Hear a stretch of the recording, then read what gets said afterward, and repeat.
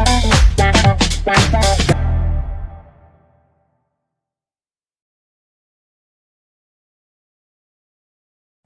Students, light, reflection and refraction part 10।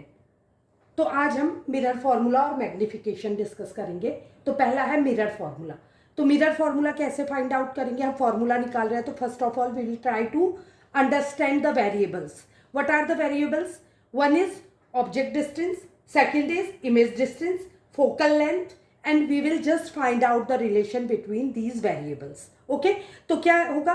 पहली चीज को हम मान लेते हैं ऑब्जेक्ट की पोल से डिस्टेंस। मैंने आपको कहा था कि इसको स्टडी करेंगे आप एक कार्टेशियन प्लेन की तरह, जिसमें जो पोल है वो किसका काम करता है? जैसे हमारे कार्टेशियन प्लेन में ओ ओरिजिन होता है, सिमिलरली पी यहाँ पर को ओरिजिन का काम करता है। तो पी में जो अपवर्ड डायरेक्शन होगी वो वाई एक्सेस को शो करेगा, पैरेलल टू वाई एक्सेस होगा, तो पॉजिटिव डायरेक्शन शो करेगा, पॉजिटिव होगी values, and inward direction means negative value. Similarly right hand side positive and left hand side negative. तो ऑब्जेक्ट मैंने आपको एट द बिगनिंग बताया था कि ऑब्जेक्ट हमेशा लेफ्ट हैंड साइड में रहेगा। तो ऑब्जेक्ट की डिस्टेंस को जब आप शो करोगे ऑलवेज नेगेटिव, तो यू आपका हमेशा क्या होगा? नेगेटिव होगा, फर्स्ट थिंग। सेकंड है इमेज की डिस्टेंस। तो इमेज क्या होगी? रियल इमेज होगी तो लेफ्ट हैंड साइड में बनेगी, वर्चुअल इमेज होगी तो राइट हैंड साइड में बनेगी। I told you the reason. Polished portion में बैक साइड में अगर इमेज बन रही है तो पॉलिश्ड वे है तो बन नहीं सकती रियल में।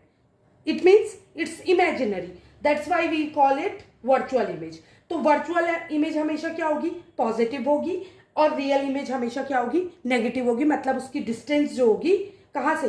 पोल से इमेज की डिस्टेंस, उसको हम v से डिनोट करते हैं और उसको इमेज डिस्टेंस कहते हैं। ये हो गई ऑब्जेक्ट डिस्टेंस, इमेज डिस्टेंस।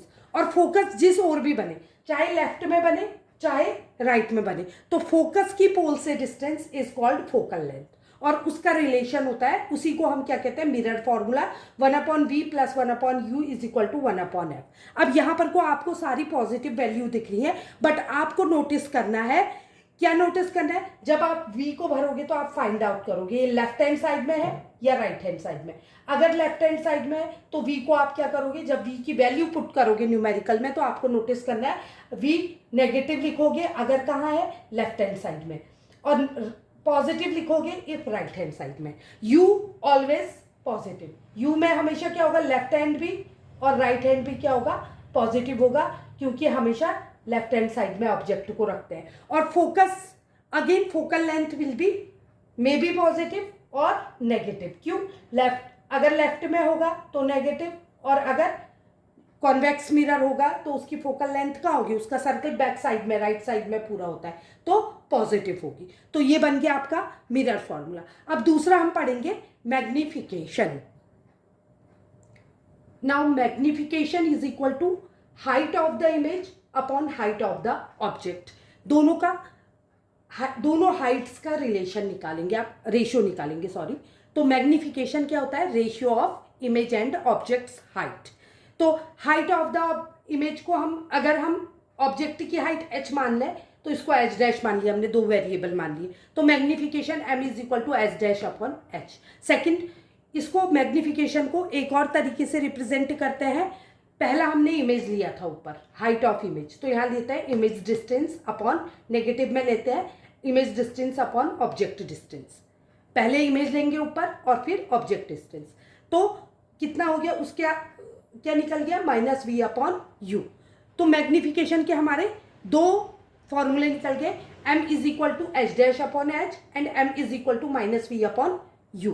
तो हमने दो इक्वेशन बना दी by equation, from equation 1 and 2, h dash upon h is equal to -v upon u। तो आप मैग्निफिकेशन को ये डिपेंड करता है, अगर आपको न्यूमेरिकल में स्पेशली ये यूज होता है, तो अगर न्यूमेरिकल में आपको v और u की वैल्यू दी है, h और h डैश नहीं दिया है, और आपको मैग्निफिकेशन निकालने को बोला गया है, तो आप ये वाला फॉर्मूला यूज करोगे।